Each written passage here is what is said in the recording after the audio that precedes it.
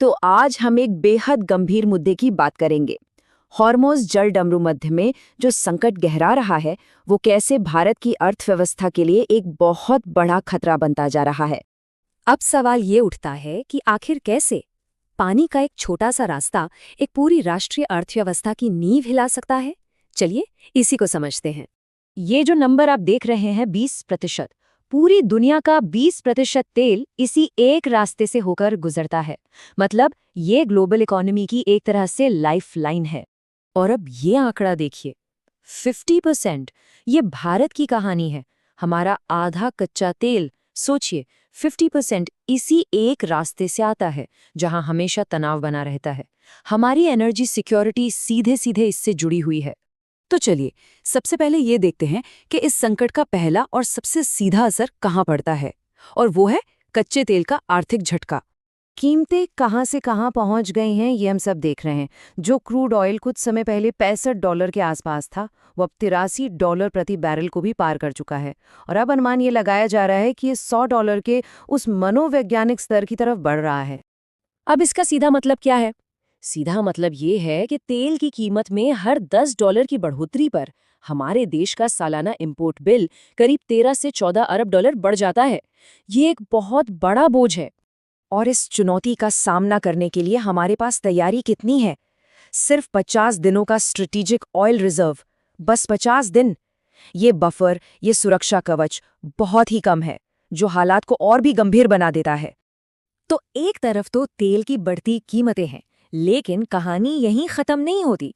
अब आते हैं दूसरी बड़ी मुश्किल पर, और वो है रुपए का गिरता हुआ स्तर, जो इस आग में घी डालने जैसा काम कर रहा है। इसे कहते हैं इकोनॉमी के लिए एक परफेक्ट स्टॉर्म। मतलब एक तरफ कच्चा तेल $100 की तरफ भाग रहा है, और दूसरी तरफ हमारा रुपया भी डॉलर के मुकाबले 100 के आंकड़े की तरफ लुढ़क रहा है। ये एक दोहरी मार है। हमें महंगा तेल एक कमजोर होती करेंसी से खरीदना पड़ रहा है। और सिर्फ हम ही नहीं, बल्कि बड़े बड़े एनालिस्ट और बैंक रिपोर्ट्स भी इसी दोहरे झटके की बात कर रहे हैं। उनका मानना है कि एक ऐसी स्थिति है जहां बढ़ता इंपोर्ट बिल और गिरता रुपया दोनों मिलकर सरकार पर जबरदस्त वित्तीय दबाव डाल रहे हैं।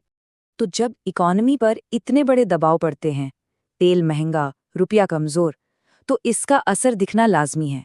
और ये असर सीधे सीधे हमारे घरेलू फाइनेंशियल मार्केट्स पर दिखता है।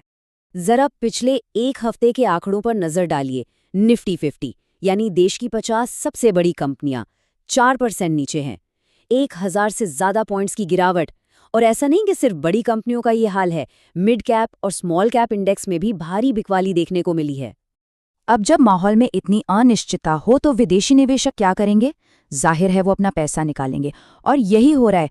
फॉरेन इंस्टीट्यूशनल इन्वेस्टर्स यानी FIIs तेजी से भारतीय बाजार से अपना पैसा बाहर निकाल रहे हैं, जिससे बाजार पर दबाव और भी बढ़ गया है। अब जरा इस टाइमलाइन को समझिए। ये एक अनुमान है कि आगे क्या हो सकता है। अभी रुपया 92 पर है, तो बाजार में अस्थिरता है। अगर ये 95 तक पहुंचता है, तो FII की बिकवाली लगातार जारी रहेगी। और अगर रुपया 100 के लेवल को छू लेता है, तो बाजार में एक बड़े सिस्टमिक करेक्शन का खतरा है, भले ही तब तक तेल की कीमतें स्थिर क्यों न हो जाएं। यहाँ एक दिलचस्प सवाल उठता है। ये संकट तो ग्लोबल है, फिर भी भारतीय बाजार पर इसका असर अमेरिका जैसे देशों से कहीं ज्यादा क्यों दिख रहा है? आखिर हमारे जोखिम इतने अलग क्यों हैं? देखिए, भारत के पास विकल्प बहुत सीमित हैं। जब मिडल ईस्ट से सप्लाई में दिक्कत आती है, तो हम रूस की तरफ देखते हैं।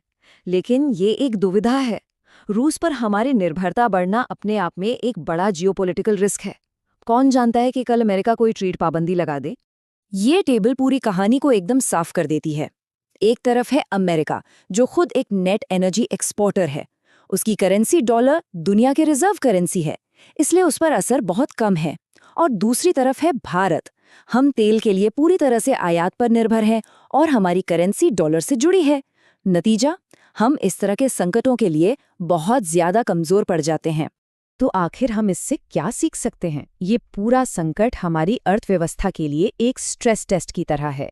ये हमारी उन बुनियादी कमजोरियों को उजागर कर रहा है, जिन्हें अब नजरअंदाज नहीं किया जा सकता। और इसका समाधान बड़े संरचनात्मक बदलावों में है। बॉटम लाइन ये है कि बाजार में ये जो उथल-पुथल हम देख रहे हैं, ये एक वेकअप कॉल है। ये हमें बता रहा है कि शॉर्ट टर्म फिक्स से काम नहीं चलेगा। हमें अपनी ऊर्जा सुरक्षा को लेकर लॉन्ग टर्म सोचना होगा और आयात पर अपनी निर्भरता को जड़ से खत्म करने की दिशा में काम करना होगा। तो मैं आपको इसी एक बड़े सवाल के साथ छोड़ना चाहूंगा। जिस तरह से दुनिया में जियोपॉलिटिकल अस्थिरता बढ़ रही है, उसमें अपनी ऊर्जा जरूरतों के लिए दूसरों पर निर्भर रहने की असली कीमत लॉन्ग टर्म में क्या हो सकती है,